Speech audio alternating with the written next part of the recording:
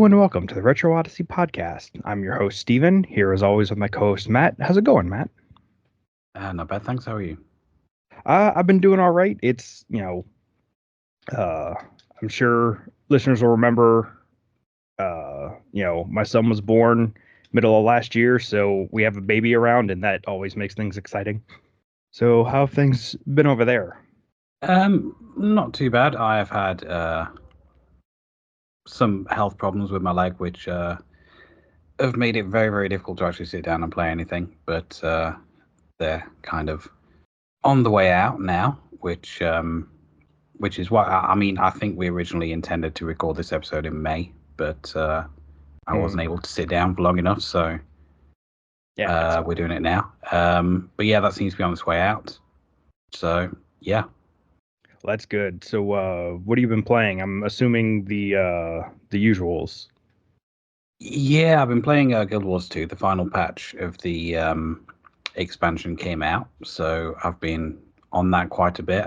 New expansion has just been announced as well. Janthea Wilds, that's coming out in August. So yeah, really, really looking forward to that. Mostly what I've been playing this month is actually Power Slave Exhumed, because Humble Bundle had a bundle of a whole bunch of the Night Dive FPS remasters. They did stuff like Turok, Doom 64, quite a few FPSs, and I remember really enjoying playing this one on the Saturn, which we did like in previous episode. But my main complaint with that was the controls. So this I was able to play with like mouse and keyboard, and yeah, it is a really, really solid game. I'm enjoying it quite a lot. I want to say I've finished it. I am on the final boss, which I've not been able to defeat yet, but I've finished like the rest of the game. But that final boss is kind of a bastard. But I've like got all the weapons, all the upgrades, stuff like that. It's just a case of doing kind of like a perfect run on that boss, which I've not been able to do yet. But the whole game is really, really solid. Night Dive have done a really, really good job, and I definitely recommend picking that up if you're into stuff like that. It's not a super easy game. I was playing on normal difficulty. It's different to kind of like Doom. There are a lot less enemies than Doom, but they do a hell of a lot of damage if they hit you. So it does make it kind of like quite a lot harder. It's not really a horde shooter like Doom is, but you will take a hell of a lot of damage if you're not careful. But yeah, fun game. Definitely recommend it. And that and Guild Wars 2, pretty much all I've been doing recently, to be honest. I can't really think of any others. No. I think it's pretty much just been those. Yeah, I remember when we played Power Slave. I'm trying to remember how I felt about it. I was pleasantly surprised, and I mean, obviously, I really liked the aesthetic. So it's it is a tempting pickup for me, but I'll probably, I mean, I'll get it eventually. Just probably won't do it anytime soon. Well, I mean that bundle, I believe, is still on. It finishes in 6 days from the time of recording, so it might still be live when this episode goes live. Okay. But for £16, you get all 3 Turret games: Rise of the Triad, Doom 64, Forsaken, Blood Fresh Supply, and Sin. That is a good amount of games. Yeah, and I think the only game Out of that I already have is Doom 64. That was the same Uh, with me. Yeah. um, In fact, I tried to give you my Steam key for Doom 64. yeah, but that's one of the few. Uh, that's one of the few Doom games that I actually went back to over and over again. Apart from the first one for recording, but yeah, I'll look into that. But I mean, as you know, tax season's over, so I've started the process of slowly eating into what I saved up Yeah. for the next few months. Uh, and of course, I did make a couple of purchases, like building my computer to start streaming and stuff, and the uh, less costly expense of Dragon's Dogma 2, which you know, basically what I've been playing this month is a whole lot of Dragon's Dogma, a fair bit of Dragon's Dogma 2, and then all the other games I've been playing on stream. So I've played, Baldur's Gate Dark Alliance and Dungeons and Dragons Heroes. Um, I played, well, I was starting the Lord of the Rings games, and then I found out that it freezes up on 360, so I had to stop that one and track down PS2 copies. But yeah, the main thing I've been playing is Dragon's Dogma. Like I currently have three different Dragon's Dogma files going, one on Xbox, one on PlayStation, and one on Switch. Because I actually started doing this when I was on vacation because Dragon's Dogma was like $5 on every system. Yeah. Uh, so I picked it up on Switch while I was on vacation, and then picked up the digital copy for Xbox when I got home, just because, like, $5 to be able to play it without needing my disc, I'll take that. Um, so I've been playing a bunch of Dragon's Dogma, and um, like going back to it reminded me how much I loved this game, and because of that, I ended up shelling out for the sequel. Um, and it's funny, right now, Baldur's Gate 3 is the big thing. Like all my friends are talking about it because I've got a lot of friends that play D&D. Uh, so like Baldur's Gate 3 is a big deal for them, and I'm like, I spent my $70 on Dragon's Dogma and I do not regret it. Yeah. Like, so playing Dragon's Dogma again made me realize that it's, absolutely in my top 5 games. And from what I've seen of the second game so far, and I don't think I'm that far in, it could easily eclipse the first game. Like Cool. It's definitely something I want to check out. Yeah, it is very, very good.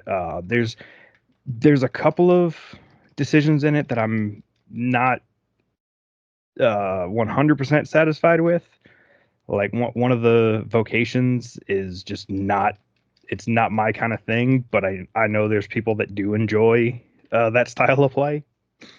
It's basically like a pure support vocation. Like you barely do any damage when you attack with it. Oh, I don't like playing support in games. I like playing warriors. Yeah. Well, so what I'm finding in going back to the original Dragon's Dogma is I like to play a mix of support and fighting. So like I'll take the magic archer, and if one of my pawns gets hit with the debilitation, I'll hit him with an arrow to get rid of the debilitation and make them impervious for a little bit. But I'm also actively doing damage. But yeah, so that's that's the main thing is just playing a lot of Dragon's Dogma. Um, and oddly enough, the thing I haven't been playing is Final Fantasy 14. Um, which is for a couple of reasons. One, I was starting to burn out a little bit and wasn't getting as much out of the things I was working on. And then for a while, I think it was like two and a half weeks, the Final Fantasy 14 servers basically across all regions, all data centers were getting DDoSed, and it was the game was very unstable for about a week, and it was slightly better the week after, but still a little iffy. Yeah, I heard about that. I think, and it just so happened that they did this during the DC travel or the region travel test, where anyone in the world could travel to the Australia data center. And that was the only one that was really stable because there aren't enough players on it for the DDoS to really hurt it that much. Mm. So yeah, that was unfortunate. And of course, like I said, now that tax season's over, and I've got to start saving better. Um, I I basically let my sub go because I have a lot more other stuff to do right now, and it'll be easier to just come back to that in a few months once I've got gotten another job and gotten more stable again. Yeah, I will be renewing my sub in about 2 weeks' time because Mm. the expansion comes out at the end of this month. So I will be going back into that. But yeah, I've not been active on it for the past 2-3 months. I keep forgetting it's already June. Yeah. But yeah, so I will, like, I mean, I'll come back either end of the month when Dawn Trail hits, or sometime next month. But I still have to get about probably about 3/5 of the way through um Endwalker. Like I've gotten I've come back from the moon and started dealing with some of the fallout of what happened on the moon, but I think I'm still only at like level 84 for the quests. Yeah. The next zone is fantastic. Just let me know when you get to that because I want to talk to you about that. Yeah, the last thing I was doing was running around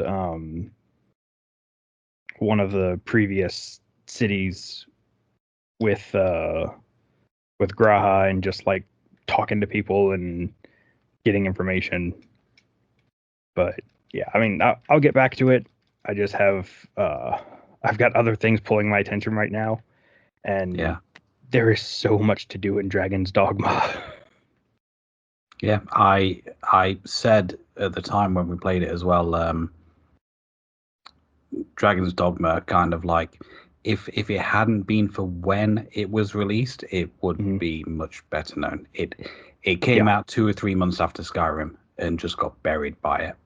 Yeah, it came out I think like right before, like I want to say it was like right before Skyrim and like right after Dark Souls. No, it was after Skyrim because Skyrim came out in the November and Dragon's Dogma came out, I believe, in either the January or February.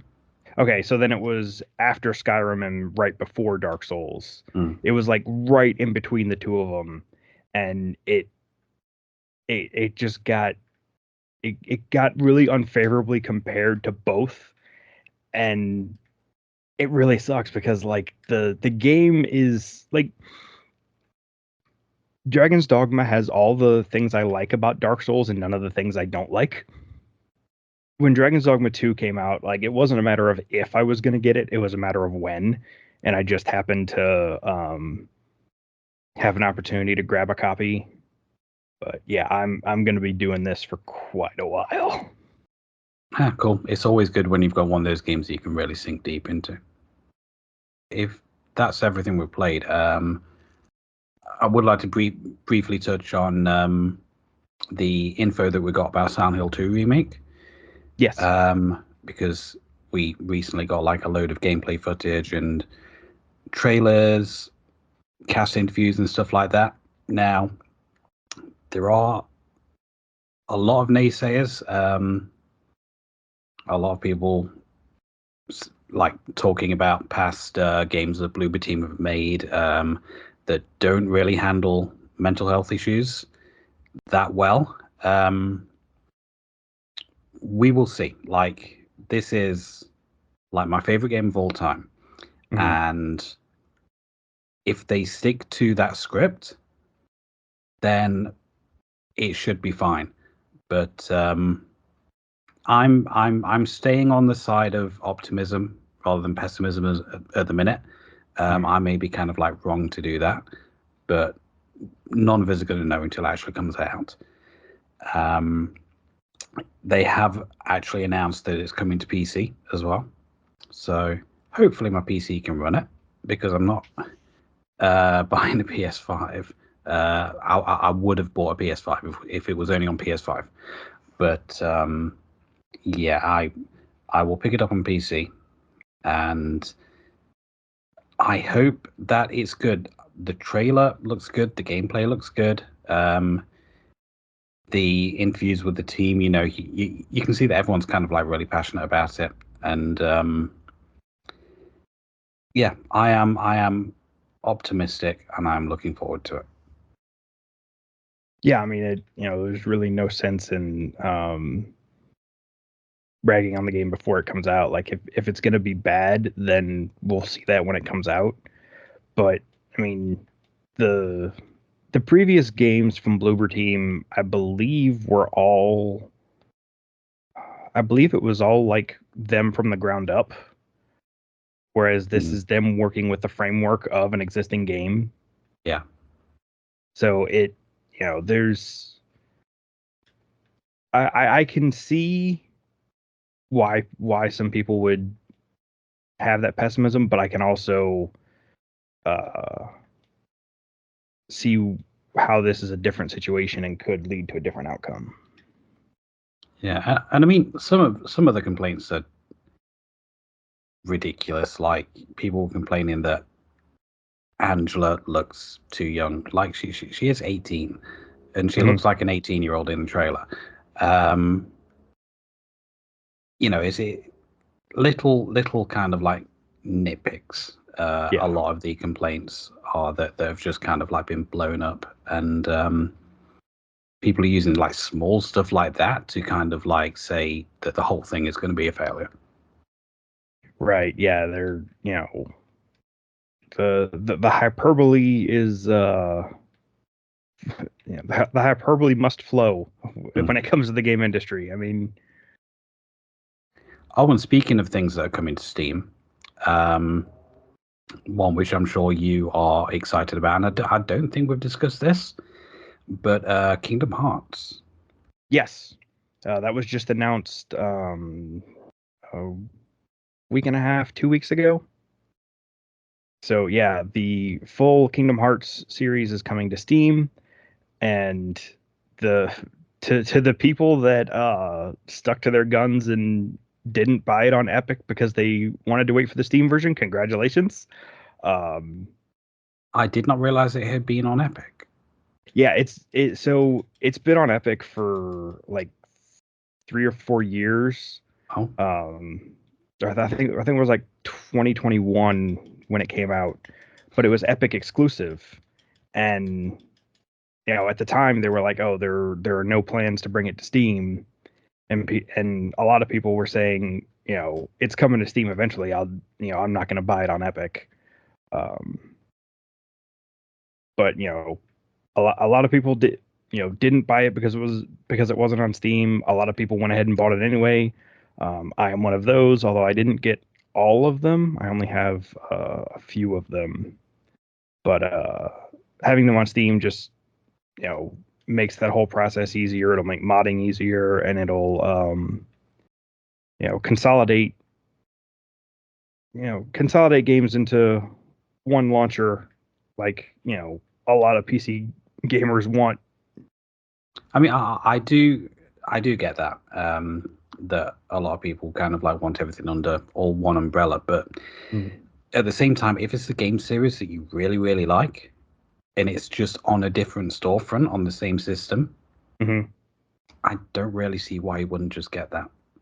Yeah, Well, and there's some people that their objection was Epic itself, Mm, and like there's all kind of reasons people don't want to buy from Epic, and I'm not going to tell someone they're wrong for how they want to spend their money, but for me personally, it was I didn't have much reason to buy from Epic except for Kingdom Hearts, so those are the only games I actually bought on Epic. Now I still have a bunch because they give away free games every week, but um, those are the only games that I bought, and it's the only games I really felt I needed to buy from Epic.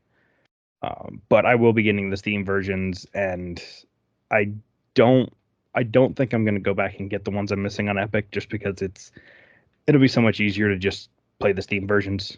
yeah.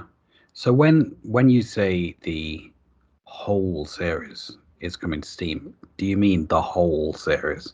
Yes. So Like what is all the side games and what is coming to Steam is the same thing that has come to PlayStation, Xbox, and PC through Epic, which is the 1.5 and 2.5 HD remix. The that's the ones that I've got. Right, the 6 games in one disc, basically, for the PS4 version. So you have that. You have the 2.8 Final Chapter Prologue collection, which is Dream Drop Distance and zero point 0.2 Birth by Sleep, along with a movie related to the mobile game, and then Kingdom Hearts 3 and its DLC Remind. And I believe they've already confirmed. So every platform has had an exclusive Keyblade. Um, so like Xbox had a green one, PlayStation had a blue one, PC had a gray one. I believe they've already confirmed there will be another exclusive Keyblade for Steam. But yes, it's well, it's the HD collections. So the DS games are in their movie form and not the actual games, but it's still, everything's still there. And then I think Melody and Memory is also uh, coming as well. 'Cause, yeah, I don't have the whole thing, but I have 1.5, 2.5, and I have 3. Mhm. And I know there's a lot of stuff missing from that. Like I don't have like the 2.8 stuff. But Honestly, so you're not missing that much. Um, the biggest gap there is Dream Drop Distance. Because I mean, 0.2 is all of 3-4 hours. You could maybe stretch it out to 8 to 10 if you get absolutely everything. But as far as the big ones, you've pretty much got uh most of what you need. and also there's the fact that like I'm not a big Kingdom Hearts guy, and they are way lower down on my like to be played list. Yeah, Um, so I probably won't get to the big ones anyway. So yeah, and that's totally fair. It's one of my favorite series. I'm always up to date with everything on it, but I know uh that's not how everyone else feels about it. And you know what? You know, again, I'm not going to tell people they're wrong for how they want to spend their money. So, but yeah, yeah, I enjoyed what I played. But it's not something I'm itching to get back to. mhm. What? So the biggest thing that I want to see, and it's something that the modding community has been working on for basically ever since the games came to PC, is I want a better playable version of the first DS game, which was Roxas's game. Um, and that is something that, like I said, modders have been working on the entire time it's been on PC, and there's been a few attempts at at making a good playable version, or a good playable updated version. But and at the end of the day, it's not going to change much for me because for the most part, when I'm playing these games, I'm playing them on console. Like the PC versions aren't as critical for me. Yeah. It's just nice to have, especially when I can start playing around with mods. But yeah, so you don't really need a playable PC version if you've got the original anyway that you can just play on DS. Right, and that's the thing. Is like the gameplay of the original is like it is kind of tedious and not as fun as it could be, but like not to get too much into the weeds, but that's kind of like, I don't know if it was intentional, but that feeling of tedium plays into the game's story and the way Roxas feels throughout the story.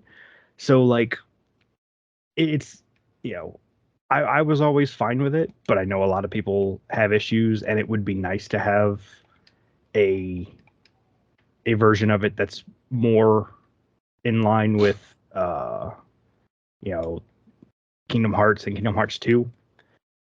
But again, like, most of the time I'm playing these on console.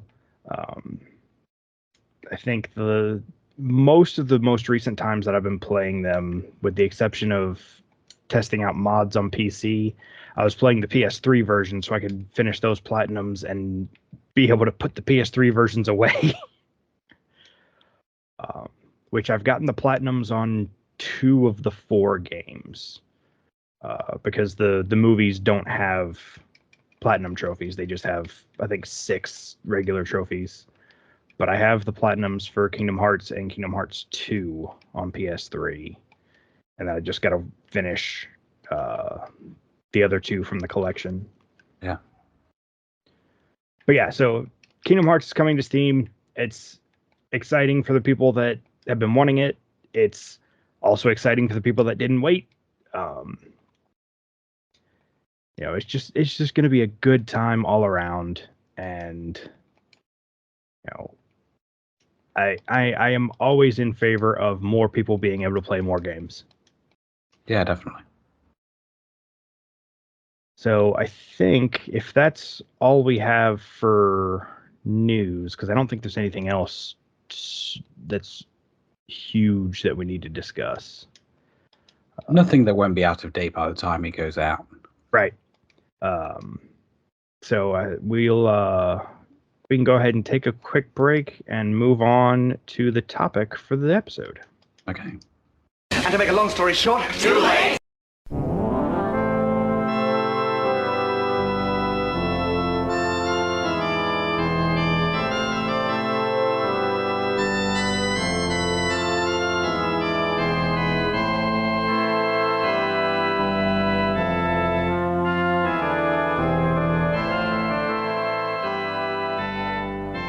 So our topic for today's episode is adventure games, and primarily we're talking about point-and-click adventure games. At least that's what they were known as back in the day.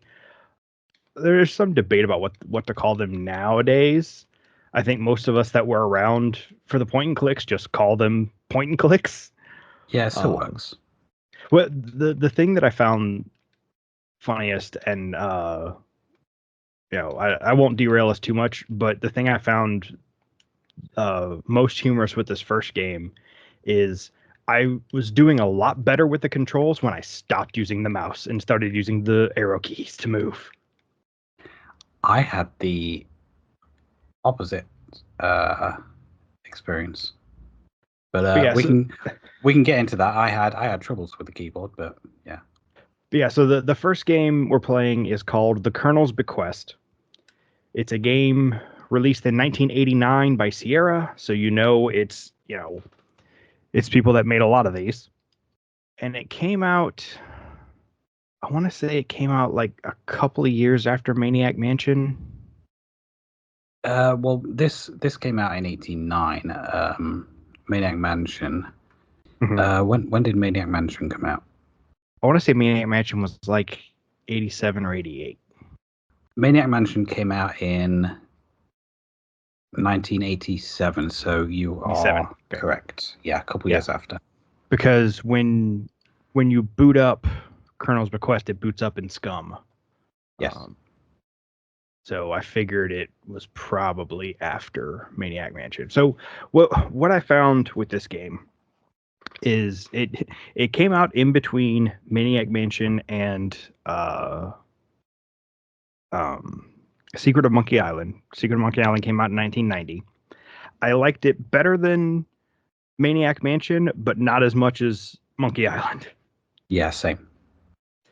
Because like this one, like the puzzles all make a lot of sense, especially for these types of games. Like even Monkey Island had some of those stereotypical oddball solutions. Pretty much everything on this one made sense. It was just about knowing what to do when. Yeah, because it's not kind of like in Secret of Monkey Island, you have to do the puzzles to progress. In the Colonel's Bequest, the game will just carry on going, whether you're doing the puzzles or not. Which is quite odd for a game at the time. Mm-hmm. Yeah, and that was actually I made the point in our Discord that it reminded me of the Sexy Brutale, which had a similar setup where you are well, the Sexy Brutale is a little bit different because instead of just solving the mystery of these murders and whatnot, you're actually stopping people from getting murdered. Yeah. But it has that same mechanic of wandering around a house and time proceeds regardless of your actions. Which it wasn't like that idea wasn't fully realized here. It was basically just when you enter certain rooms at certain times, time takes over. But that was the intent, was that the game keeps happening, and if you don't find everything, you don't find everything. Yeah, and it just like affects your final score at the end. If you survive to the end, that is. Yep. Which I would imagine most people their first death is to the chandelier. It wasn't for me. That was probably my second one. Okay. My first one would have been in the shower, yeah, but the chandelier is a bit of a bastard one, yeah. Yeah. So I actually didn't see the shower one. What I saw was I got hit by the chandelier, and then I fell off the banister because part of it broke. Those are really the only. Well, actually, no, I did have one death later on, because I was dumb and did things out of order. But other than that, once I figured out that you could die and learned how to spot, potential sources of death, I was pretty okay avoiding it. But it's still a good idea to save often, and you can save anywhere. Yeah. But I died 3 times. I should say I didn't complete the game on my playthrough. I was kind of like just wandering around, not really knowing what to do. Mm-hmm. But I died in the shower because you can take a shower, and the game has a little bit of nudity actually, which I wasn't expecting. But you get stabbed to death in the shower, and then a message pops up saying, "Didn't you learn anything from Alfred?" Like a reference to Alfred Hitchcock Psycho. That's funny. Yeah, then I died to the chandelier, and my last death was walking off the edge of a boardwalk. You can go to kind of like an area where there's like a little boardwalk next to the swamp, Mm-hmm. and if you're not careful, you can just like tip over the edge and like drown in the water. Yeah, so I didn't do that one, but I hit the broken section of banister and fell to the first floor and died. I got crushed by the chandelier. I got crushed by the chandelier multiple times because once I found out I could die, I was like, all right, what triggers this? Is it any time you go through the middle? Is it the second time you go through the middle? So I died a couple of times just testing that. I was almost certain that the suit of armor with the axe was gonna like drop the axe on my head at some point, but that never happened. And then the last time I died was there's a point where you open up like a tunnel going into the ground, and I went in before I lit my lantern and broke my neck and died in the darkness. That's like quite near the end of the game as well, isn't it? Yeah, it is. But yeah, so I did go all the way through the game, and I was using a guide, and I feel no shame about that because there's no way I would have figured this out on my own. Like I said, most of the puzzles do make a lot of sense. Like, you go talk to somebody and you see a carrot on the table, and the game specifically points out the carrot, and you take the carrot, and I see that, and my first thought is, okay, so there's probably a horse we have to feed at some point, and lo and behold, there's a horse that you have to feed to get past them and get something. You see, like that is a problem I had with the game because my brain wouldn't make those connections. Oh, see, I'm so used to carrots equaling horse in video game. I don't know if that's from Zelda or games in general, but like my when I saw carrot, my brain immediately went to oh, we must have to feed a horse. And I discovered you can pet the horse. I'm sure you can pet the dog at some point, but I never thought to try it when it would have been appropriate. Okay. You can, and the game just says okay, which was a bit disappointing. Yeah, because like when you pet the horse, it says like you gently pat his nose, and he seems to like that. Like it actually gives you something for it. The puzzles all kind of made sense to me, and so following the guide, I only missed a couple of things in the notebook at the end, and that was just because of number one, I ended up having to redo most of the game because I goofed up early on, and I mentioned how going into certain rooms at certain times will make time tick over, and I went into a room before I was supposed to because I was looking for a different room and couldn't remember where it was, and that like I was still doing the same things, but everything was 15 minutes behind, and I ended up missing a chunk of clues because there's a very tight window for one particular interaction. And then I died and hadn't saved for quite some time. So I ended up having to go back and redo most of it. And the second time around, there were a couple of things to examine that I didn't quite do correctly because the guide I was using says examine this thing, but you actually need to examine the person holding the thing. Which I did the first time because I was still using the mouse and clicking on everything. Once I started using the keyboard, I was typing in everything and basically following the prompts from the guide word for word, and that got me that left me short two specific things in the notebook, but everything else I got. Still a pretty good ending then. Yeah, and the system, I like the way it works because like it doesn't shove a lot of things in your face. It's like, okay, if you look at if you look at this cabinet at the beginning of the night, and then you look at it, 3/4 of the way through the night, if you pay attention, you'll notice that there's a difference when you look at it the second time.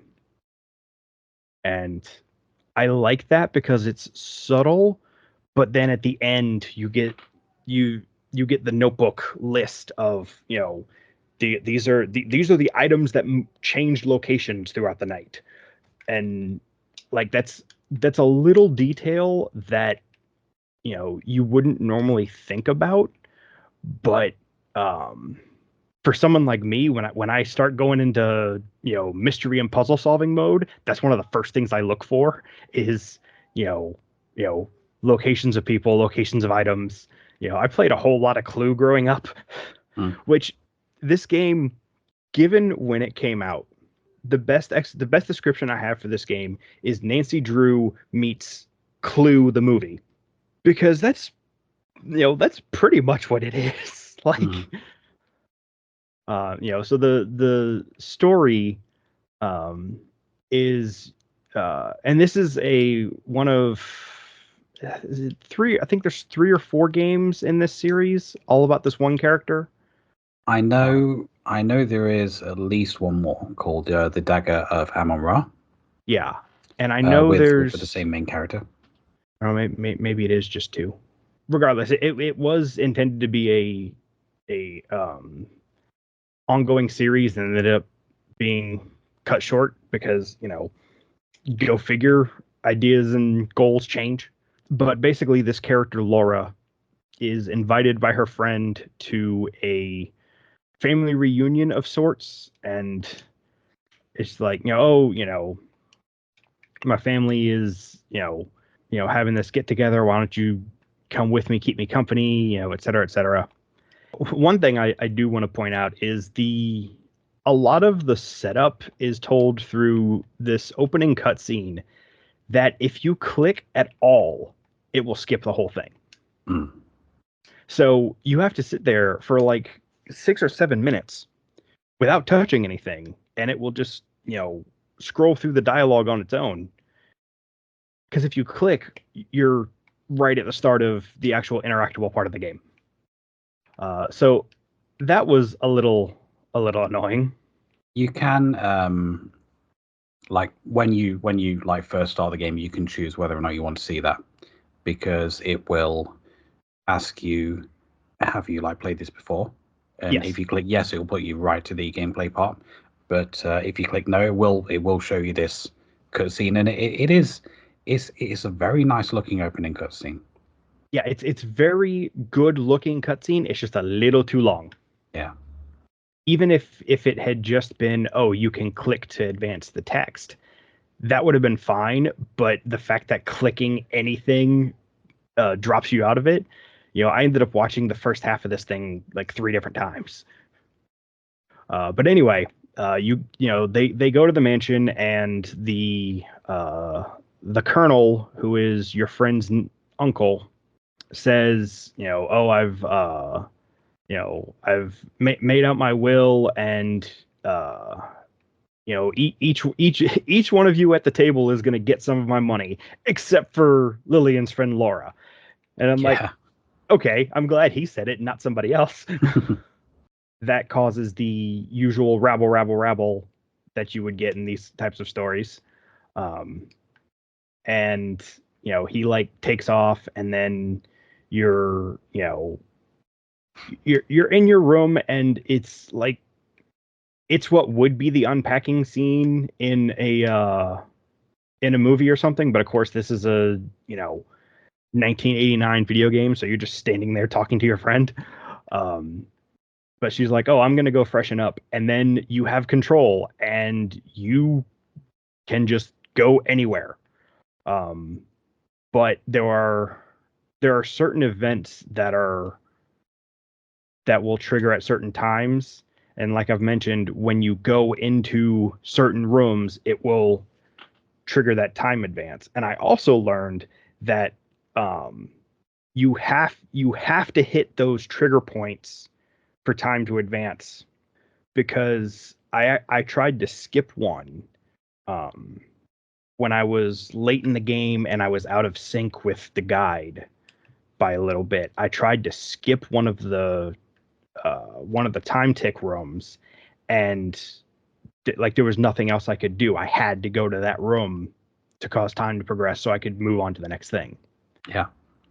So I like that they make certain things almost impossible to miss, but it does make it very easy to throw yourself off. Now, granted, the intent wasn't for you to play this with a guide. The intent was for you to be playing this for, 6 months trying to get to the end of the game. I didn't have time for that. I used a No. guide and got it done in 3 hours. Like, Back in the day, you would have a lot less games than we have now, so you would be spending. And I could see myself as a kid really getting into this and like going through multiple times and stuff like that. It's not something that like I can really do as an adult, and plus I'm stupider now than I was as a kid. A lot of the puzzles in this game just I would not have worked out. and that's, I'm someone who actively seeks out these types of puzzles and these types of, mystery stories. So I have a little bit of, I don't know, I guess call it genre knowledge that helps me figure some things out. But I can totally see how someone would look at this and uh, think it's just like all the other games with wacky interactions. Yeah, at least this one does stand out by like mentioned earlier, like the time will progress whether you do the puzzles or not. And the game will just happen around you. And an interesting way of doing it. Yeah, absolutely. And the one thing that I liked about this more than I liked about Monkey Island was in Monkey Island you had some of the weird shenanigan stuff, like that one gap you had to cross and you had to like use the rubber chicken with a pulley in it. It's just like, some weird shenanigan stuff. uh Everything here was very grounded. It was like, oh, you find a crowbar and you can use that to, pry these things open or pry up these floorboards. It was all very very logical things that would have been that would make sense in that environment, and I really liked that. Yeah, I think that is that's down to the writing. Like Roberta Williams, she is a really good writer, and she did like a fantastic story with this. Which it's weird that this game isn't more well known. Yeah, I mean, honestly, because Sierra was huge at the time, so like, from what I understand, this would have been like during their heyday. So like, you would think this would have been pretty well known. And plus, in terms of like VGA games, there's kind of like a maximum of 16 colors. So there are limitations on how the game can look. This is probably the best looking VGA game that I've ever seen. The art direction is fantastic. Yeah, absolutely. What they managed to do with these 16 colors, like the environments are really, really detailed and really well done. And everything has this kind of like just this really kind of like nice vibe to it that I've never seen done better. Yeah, because I mean, like now we have the special edition of Monkey Island, which has the improved graphics and everything looks better. But the original Monkey Island didn't look like that.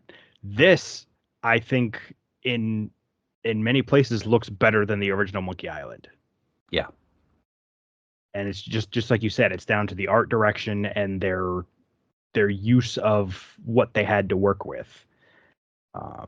It's a good example of developers back in the day taking their limitations and turning them into very impressive works. Yeah, absolutely. One thing I did also want to mention about this game is I did have issues with the controls. Now, for some reason, like I could use kind of like arrow keys to move around, obviously, or you can point and click with the mouse. I found that the arrow keys didn't work very well for me. I could tap the arrow key, and it would sometimes take a couple of steps. Sometimes it would take me to the other side of the room. If I held down the arrow key, after a couple seconds, you get that stutter walk. Yeah, you get the stutter walk, and it's kind of like the game stores up your inputs, because if you press down the key for like 5 seconds, she won't stop walking for like 10-15 seconds. Which was really, really annoying. Like it was really inconsistent with how that movement worked. So I ended up going to the mouse, but the pathfinding on the mouse means that you end up colliding with a lot of objects. So you'll kind of like click to where you want to go, but if you haven't clicked like pixel perfect, you'll walk into the side of the bed and just come to a complete stop and stuff like that. So I would have liked to have had like more direct control, but those arrow keys just didn't want to work properly for me. So that was a bit of a frustration. And, a lot of those doors were hard to hit. Yeah, and in terms of kind of like the interactable items as well, you often have to be pixel perfect on them as well, which I am used to from kind of like the Resident Evil games. A lot of those you need to be facing like the exact direction to kind of like pick those things up. But yeah, that was mainly like my one frustration with this game. Well, that and the fact that I was too stupid to work out what to do. But yeah. So the mouse, I started with the mouse because I was like, oh, it's a point and click, so you have to use the mouse. And at first I actually couldn't figure out what to like how to do things, because like the guy would say to do something and I'm like, I don't have buttons for that. And then I hit the keyboard. I don't know if I went to type something or just like accidentally grazed it or something, but it brought up the input thing. I was like, oh, that's where I'm supposed to put things in. And then I kind of had it from there. But like you said, the mouse controls were just a little bit wonky. And at first I noticed the same thing with the keyboard that you did, where you would get that stutter step if you held it down. And I'm like, okay, so it's reading multiple inputs. So once I figured that out, I was able to kind of use the tap, and it's like, okay, it'll, you tap that direction and it'll go until it hits something or go into the next room. And then you can tap the same direction and it'll stop, or you can tap a different direction and it'll change direction. So like once I figured that out, I was pretty good on navigation, because before that I had a hell of a time trying to navigate things. It was just like I kept running into stuff and not getting lined up right, and it was a mess until I started using the arrow keys. Yeah, because I started with the arrow keys, and because of the issues I had, I moved to the mouse. So we both kind of like had almost the same but also opposite issues with the controls. Yeah. But yeah, so I mean the game itself is fine. Like we've said, the puzzles are, logical. Like most of them make sense. There are a few things that the game brings up.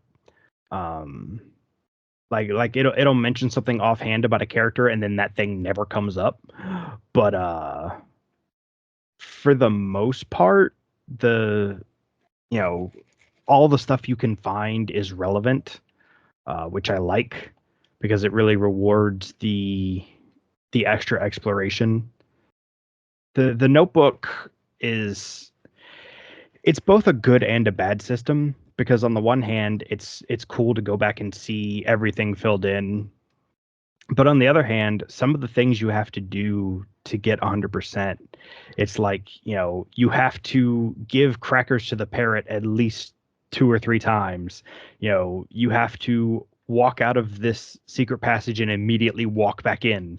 Like, there's a bunch of stuff you have to do to hit that 100% that just seems weird, but I don't entirely hate the Notebook. Yeah, I kind of feel like it was down to the game maybe being a little overambitious,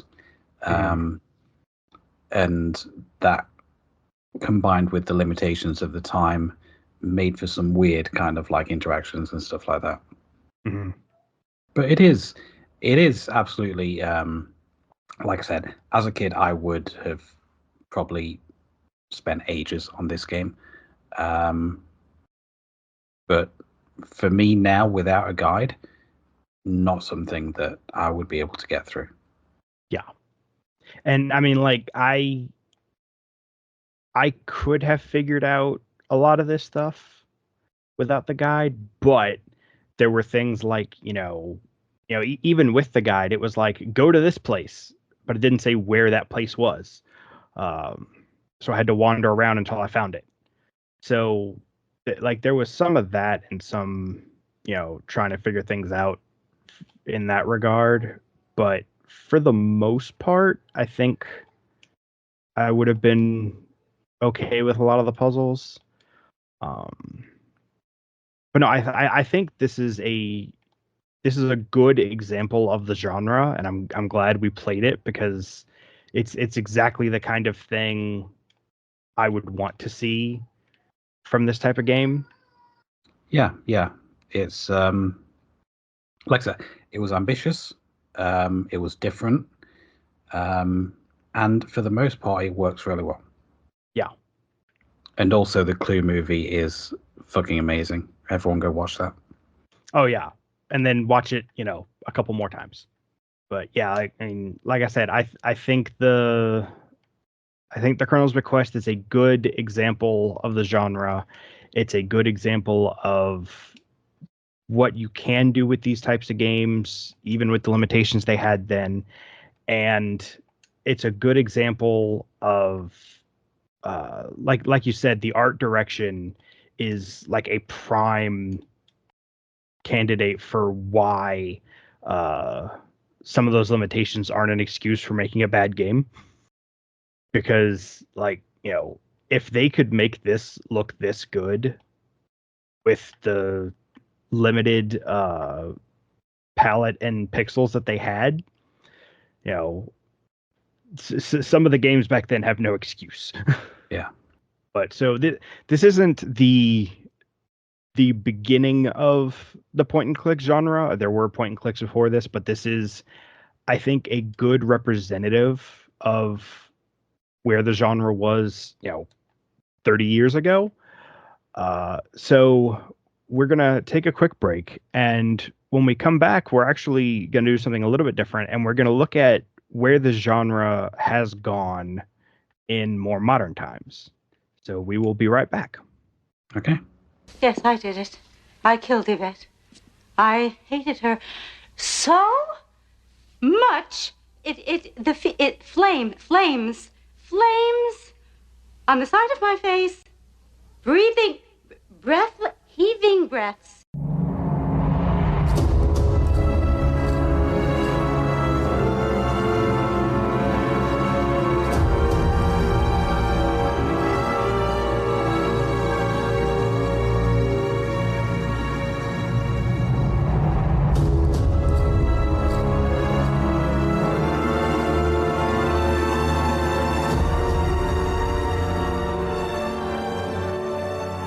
All right. So, as I mentioned in the last segment, we started with where the, quote unquote point and click adventure game started. Your Colonel's Bequest, Secret of Monkey Island, Maniac Mansion, those types of games. So now we're going to go to a much more recent game, but I wanted to talk about it this way because I wanted to look at I wanted to look at this genre and where it's been and kind of where it's gone in recent years. So to that end, we're talking about Until Dawn, which was a 2015 game by Supermassive Games on the PS4.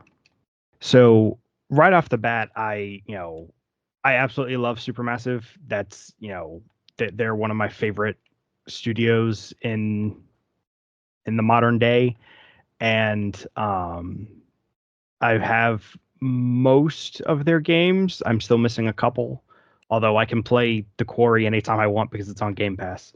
But Until Dawn was really, I mean, okay, Until Dawn is technically what put these guys on the map, if you don't count the fact that they made Little Big Planet. But it's like you look at Little Big Planet and then you look at what they've made since Until Dawn, and I think this is what they wanted to make the whole time. Yeah, definitely. They definitely kind of like hooked onto this formula. Because I mean, like this formula they came up with, and it's it's not just Supermassive that does this. Telltale also had a lot of games that filled this kind of genre. The big the biggest difference being that Supermassive still exists and Telltale doesn't. But like even though they're not technically point and clicks, they are kind of spiritually where that genre ended up going. It's just now you can play them on console, and I believe you can use traditional point and click on some of the Telltale games. But I know Until Dawn is, it's a PlayStation game, so it's meant to be engaged with on controller. Although it did start out as a PlayStation Move title where you would move the flashlight around. So that's kind of interesting. It would have originally been a first-person game as well. Yes. So what did you think of this when you first played it? I loved it, honestly. This game is actually the reason that I bought a PS4. Mm-hmm. I wanted like a next generation console, and it came down to I can either get a PlayStation 4 for Until Dawn, or I can get an Xbox for Rare Replay. Mm-hmm. And being a massive horror fan, I decided to go for the PS4 and get Until Dawn. So it was the first game that I bought for it, and yeah, I played it through in maybe kind of like 2-3 days, and absolutely loved it because I love the kind of movies that it's based on. Mm-hmm. And it is essentially a movie that you control, and it just had kind of like everything that I was looking for in like an interactive horror game at that time. So it really kind of like grabbed my attention, and like I said, with the very cinematic presentation of it is enhanced by the fact that you've got big names in this game. You've got Peter Stormare, mm-hmm. You've got Rami Malek, kind of before he was mega famous, but you've got Hayden Panettiere. Yeah, you like there are solid actors in this who did the voices and the mocap, so it does feel really, really cinematic, and yeah, I really, really enjoyed this game. And also, I believe one of the guys from Agents of S.H.I.E.L.D. was in this. Yes, yeah, the lead dude from Agents of S.H.I.E.L.D. I forget the guy's name. But yeah, he plays. I forget the character names, but yeah, he plays the main. I think it was Mike. Dude, Mike. Yeah, that's the one. This game, like, it really. It kind of took everybody by storm. Like it came out and was getting, so it got a lot of rave reviews, and then there were a few people that were like, this kind of sucks, but like nobody really listened to those people.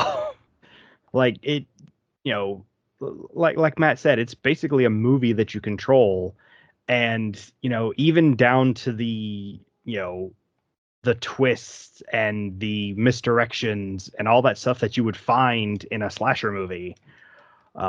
It's all here. So like it really, it filled a niche that we didn't know we wanted. And the interesting thing for me is that I wasn't into horror when this game came out and when I discovered this game. I didn't really get into horror until 2016, when I started dating my wife, because she's really what got me into horror. Like my best friend showed me a lot of stuff, and she showed me this, but it wasn't until I was dealing with horror on an almost daily basis that I really got into it. But this game was a big part of me getting into horror, because being able to see the tropes and the construction of a horror movie in a medium I was more familiar with really helped me understand horror movies better when I started watching them. So that was just kind of a cool thing for me. But I mean, this game was fantastic. It spawned, it basically set Supermassive for the rest of their careers. They made they made another game after this that was PS4 exclusive, and you actually controlled it with your phone, and it was meant to be played with multiple people, and all kind of extra mechanics with that. And then they went on to do a series called the Dark Pictures Anthology, which is basically this same style, just more refined as they go along. They pretty much nailed it on the first shot. Like, Until Dawn, I would say, is, I don't know if it's flat out the best game they've made, but it's definitely up there. And you can tell it had more development time than some of the others, because it's a little more polished than some of the others. Plus, they had some of those big names. It's quite a bit longer as well. Yeah, it is. I think it's probably almost double the length of a Dark Pictures game. So there are things about Dark Pictures that I like better, just because of things they've improved. But Until Dawn really was like, it was the shining beacon for them to follow going forward. And like I said, they pretty much nailed it. This game works great for people that watch horror movies. It works great for people that play games. Like, this game had such a big impact that my wife and I now go through all of Supermassive's games together. Like, I'll be playing and she'll be watching, and we'll sit there and, bounce ideas back and forth and talk about the game. And, we always go through those games together, because it's such a fun experience for us to experience it that way. So I've not gone through all of the Dark Pictures games. I've done the first 3. I've not done the one that's set in the hotel with serial killer. Mm-hmm. I've just not got around to it, and I've not played The Quarry, but all the other ones I have played. Out of the Dark Pictures anthology, like, I've not played the one with the phone. I've not played the VR games that they've done, and all of them I've really, really liked. Even I didn't think that I would enjoy the one set in the Iraq War, because I don't really like war stuff. Right. But that took you to some places, and it did end up being like a really, really decent game. The other two, I would say my favorite of the Dark Pictures games that I played is the Witch one, which I forget the name of. Little Hope. Little Hope, that's the one. Yeah, that is my favorite of the ones I played. I do think that Until Dawn is better. But yeah, out of Dark Pictures, Little Hope, definitely my favorite. I like slasher horror, stuff like that, but my biggest horror love is kind of like folk horror. You know, stuff set in kind of like small rural areas, like witchcraft rituals, stuff like that. Right. That is the stuff that I'm really, really into, and that game did kind of like poke at those parts of my brain, and yeah, really, really enjoyed it. I really like all the ones that I've played. I played so I haven't played all of the Dark Pictures games. I played the first two, Man of Medan and Little Hope. I haven't had a chance to play the other ones yet, but I am working on that. And like I said, The Quarry is on Game Pass, so I can play that anytime. I just gotta get a time when both me and my wife and possibly my sister are available, because my sister also loves to go through those games with us. Yeah. But yeah, like as far as Until Dawn, like it was so good at, you know, number one, it was so good at the misdirect. Like I'm kind of an annoying person to watch movies with, because I'll sit there and just predict things the whole time. And you know, credit where it's due, I actually did not. There were some things in Until Dawn that I flat out did not call, and that actually did impress me. Yeah, like it's really well written. You know, it's not formulaic, despite being based on a formulaic genre of horror, which is like quite impressive. You know, the characters were well written. So the first time that I quote unquote played this was actually the first time I tried YouTube, and it was me and my best friend, and we basically had it where she had the controller and was like doing the inputs and everything, but I was making all the decisions. So, you know, it was going to be a thing where at any time I could say, all right, you know, stop trying to save this person, and they would stop actively trying to save that person. We never got very far, but the thing that impressed me about it is I went from absolutely hating certain characters, in fact, most of the characters early on, to actually appreciating most of them by the end of the game. And that did impress me. To turn my opinion around that much, I think speaks to how good the writing was. I mean, on my first playthrough, like the majority of them didn't make it to the end of the game. Because like, and in this game, we should point out, like, it has permanent deaths for characters.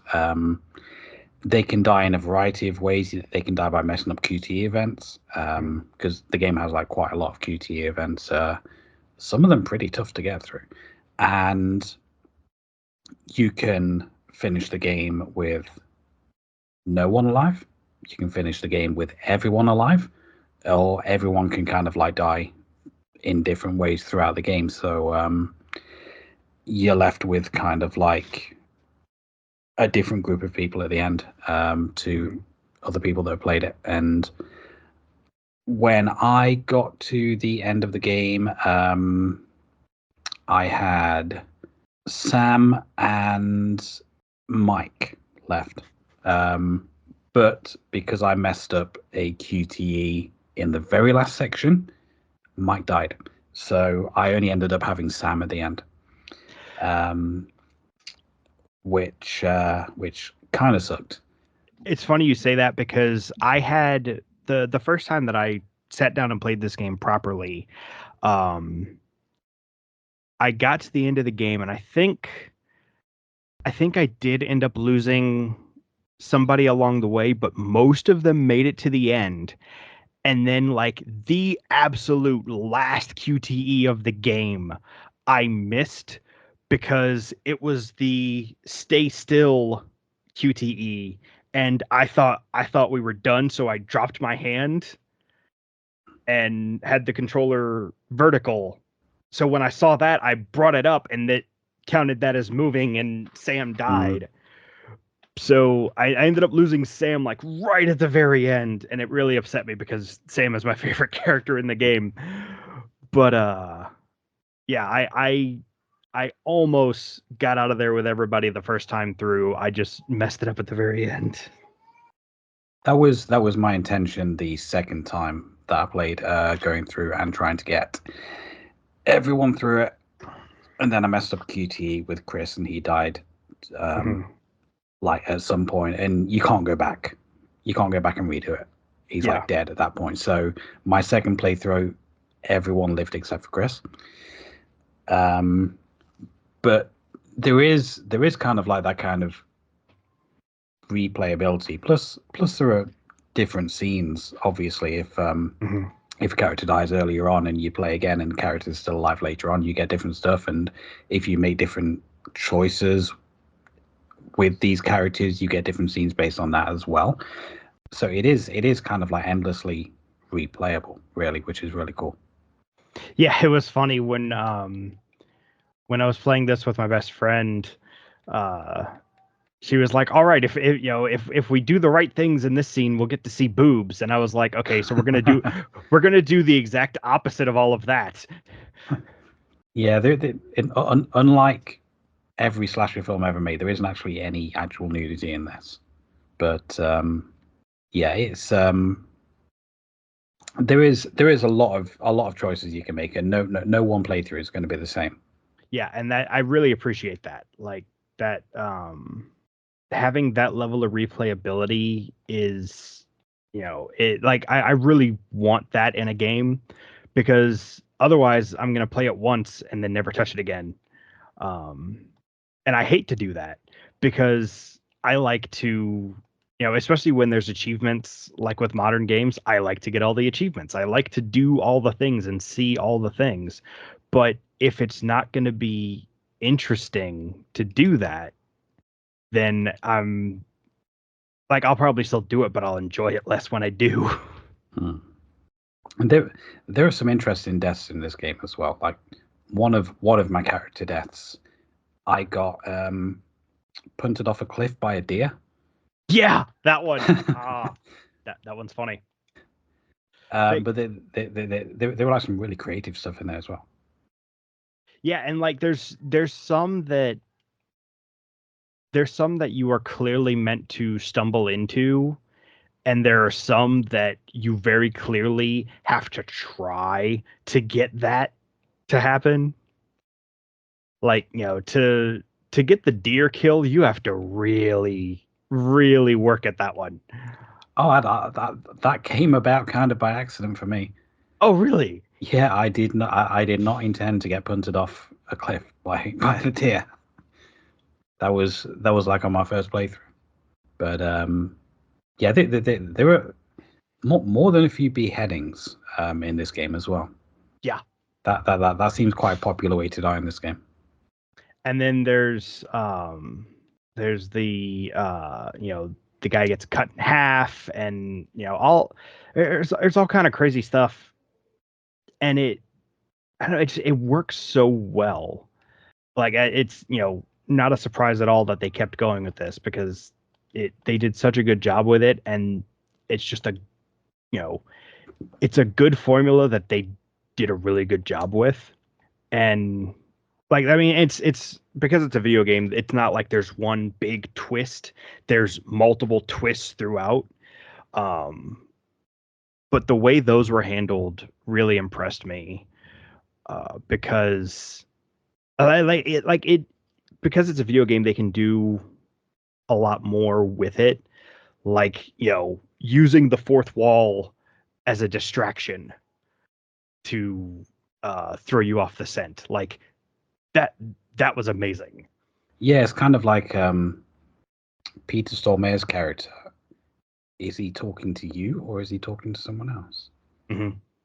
And then they brought that mechanic back for later games, or at least for Dark Pictures, but it's less ambiguous. Like, the dude is very clearly talking to you, the player. But at least for Until Dawn, that particular section was so well done, and so it was it was really good because like they had you doing these simple little tasks that would then inform things later in the game. And then you find out that, well, I'm not going to spoil it, but you find out that there's both more and less going on in that room than you think. And it's just a really, really good setup. Yeah, like I said, really well written throughout. And the actors' performances were great. I mean, go figure, they had, actual actors for this. But I think pretty much all of them turned in a great performance. Yeah, like this was the first time that I'd actually seen Rami Malek in anything. Obviously, it became massive after this.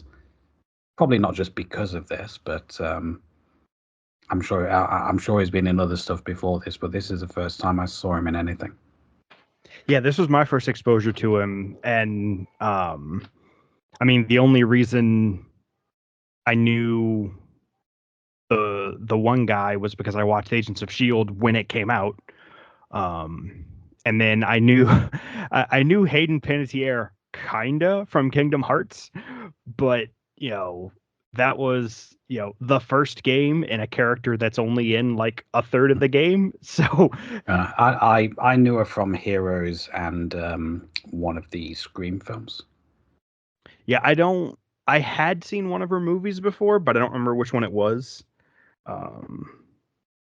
But yeah, like I was really impressed with all the performances, and I am very glad that this game happened, because now we have this very solid formula to work off of to make these kinds of games and to do some more interesting things with them.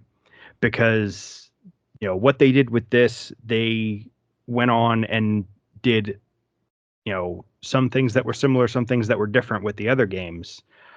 Like, for example, the game after this, Hidden Agenda, with the phones, that one, as far as I remember, doesn't have the supernatural elements. It's just a straight up mystery, but there's a lot of interesting directions they went with that, and a lot of ideas they played with that some of it they carried forward, some of it they didn't. But Until Dawn was a very, very solid foundation for them to start from.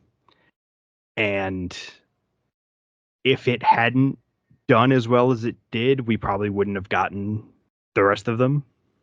Yeah, but thankfully it did gangbusters.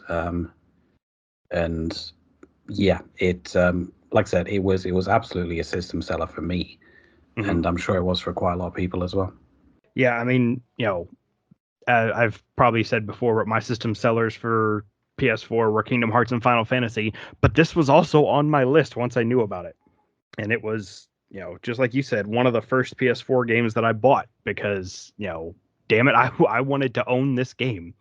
And I don't remember if it was the first game I got a platinum trophy on, but if it wasn't, it was like number 2.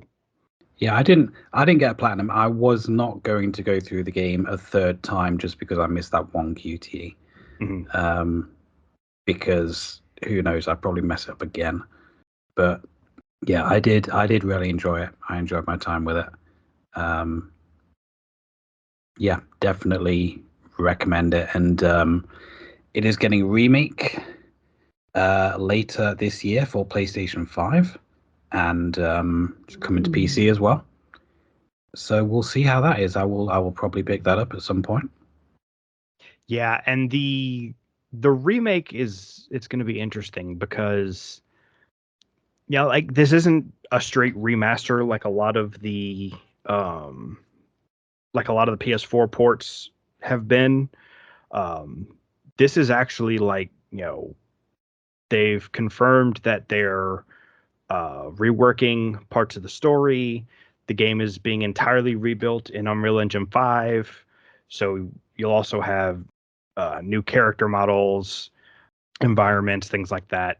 some refined mechanics, which that's the only thing it says on this list. I'm assuming that means bringing in some of the later developments they made from the Dark Pictures anthology, most specifically the accessibility options, because they weren't there in Until Dawn, but they are a very big part of Dark Pictures. Like it's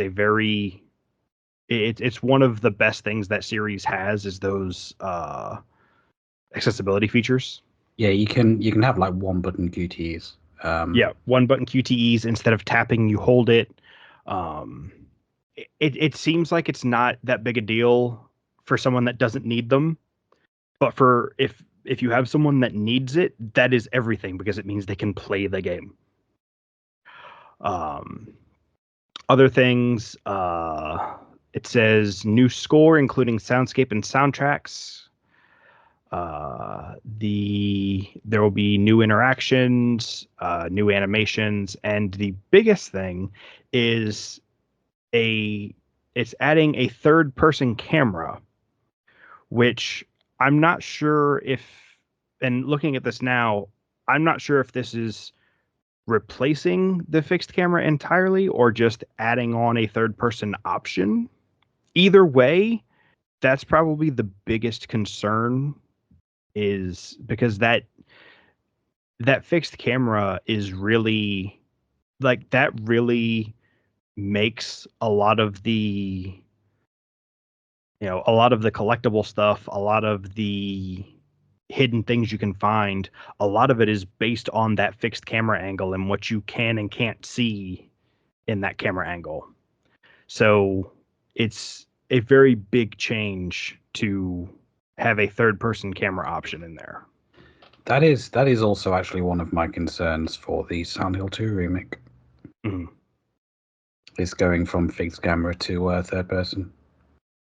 And like I said, just based on what I'm seeing, I'm not sure if it is replacing the fixed camera or just an additional camera you can use, but definitely something to keep an eye on.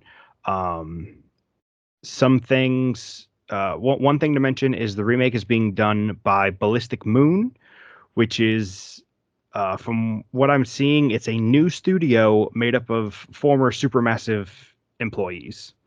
So Supermassive as it exists today isn't a part of the project, but there are people that worked at Supermassive working on this project. It says the voice actors are still the same as the original cast. I don't know if they're re-recording anything or if they're just using the old audio files. I would imagine if they're reworking the story, they may need to at least do some supplemental recordings. I can see them not actually changing the script, so they don't have to do that. Maybe any changes made would be purely to kind of like player interactions with the environment rather than character interactions with each other. Because otherwise, then they would need to record voice stuff. Yeah, but who knows? Yeah, I mean, and this was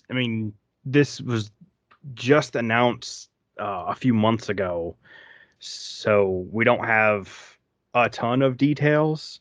It is, from what I understand, it is available to be wishlisted on both Steam and PlayStation, so you can do that now. And believe they said it's coming out.